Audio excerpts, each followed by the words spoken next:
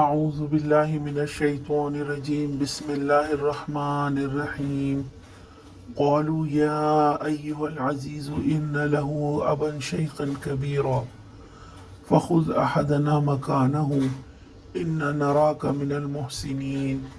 انہوں نے کہا اے سردار ذی اقتدار عزیز، اس کا باپ بہت بوڑھا آدمی ہے، اس کی جگہ آپ ہم میں سے کسی کو رکھ لیجئے، ہم آپ کو بڑا ہی نیک نفس انسان پاتے ہیں۔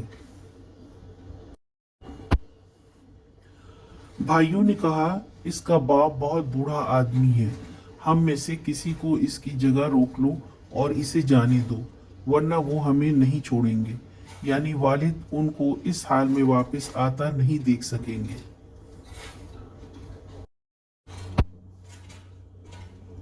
دراصل والد نے تو پہلے ہی اپنی مرضی بتا دی تھی، مگر ان کا اصرار دیکھ کر اور قحط کو سامنے رکھ کر اجازت دی تھی، وہ بھی پکا وعدہ لینے کے بعد کہ وہ چھوٹے بھائی کو لے کر لوٹیں گے۔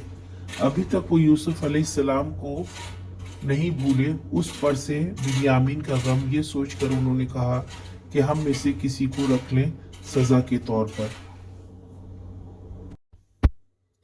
آج کا سوال، بھائیوں نے واپس جانے سے انکار کیوں کیا؟